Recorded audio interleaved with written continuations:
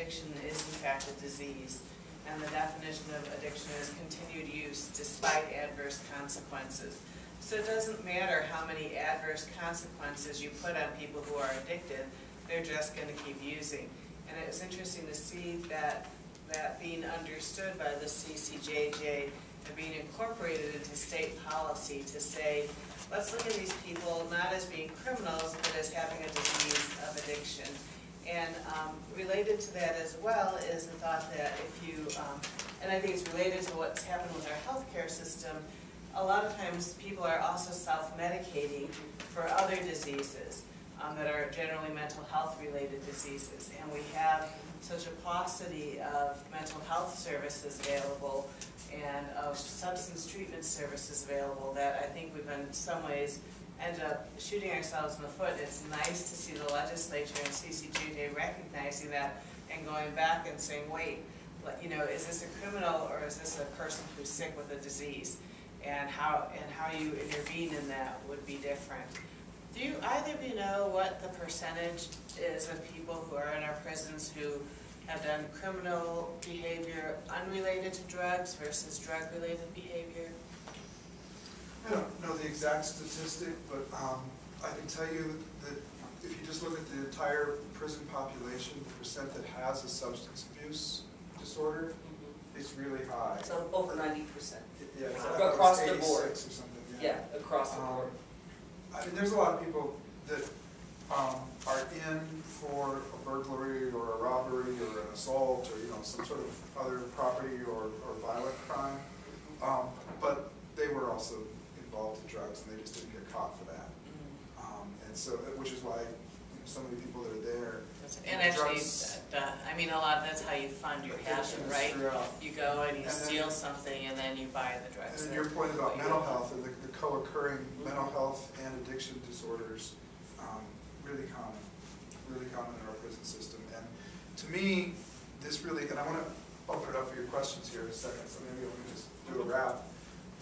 This is one of the things that is the hardest thing for me as a person on the budget committee is I see all kinds of things that we're paying for all the time that your tax dollars are paying for because we didn't make better use of your tax dollars to prevent those things. If we had a better system for addiction treatment, if we had a better system for mental health treatment, we wouldn't have to have quite so many people in prison paying on average over $30,000 a year for a prisoner.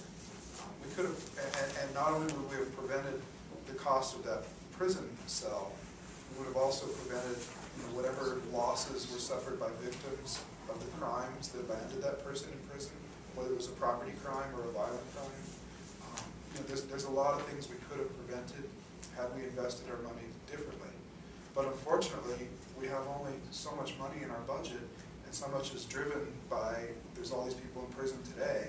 It's really hard to make these kinds of shifts of wanting to invest more into prevention like drug treatment. You could say the same thing about education and investing in early childhood education and keeping kids in school.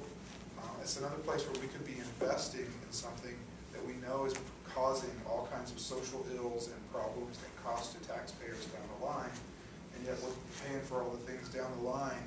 And I see every day the kind of things we're not investing in terms of prevention, and it's tough. But we're slowly, incrementally, as I explained, starting to get a different direction here on the drug offenders.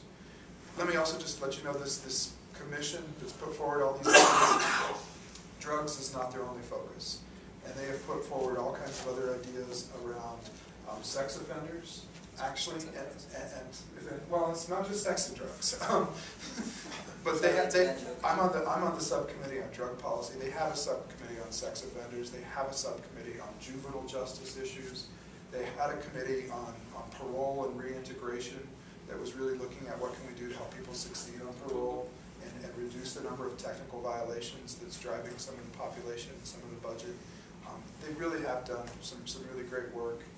They're going to come up for reauthorization next year, I believe, and I'm going to strongly advocate for reauthorizing them, even though they have not been the be-all and end-all.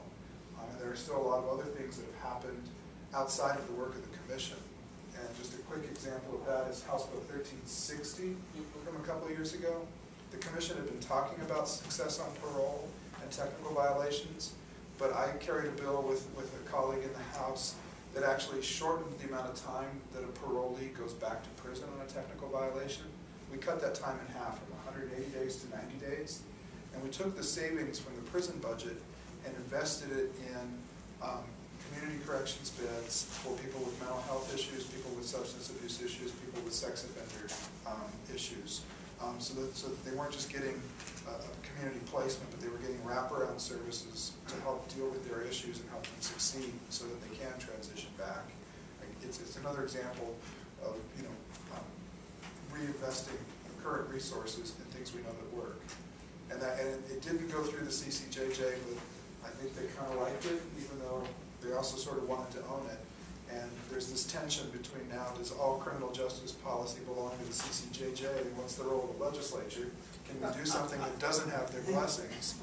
And I may be pushing the envelope a little bit this year on that, because we are currently in the process of drafting the son of House Bill 1352, or the daughter. Thank you. Actually, it probably should be the daughter. It should be the daughter. The daughter of 1352, to continue to nibble around the edges at some of our drug laws to, again, put more money into this treatment system and these refined systems that we're building up to handle people in a different way. So watch for that before the year's out. Does anybody have questions?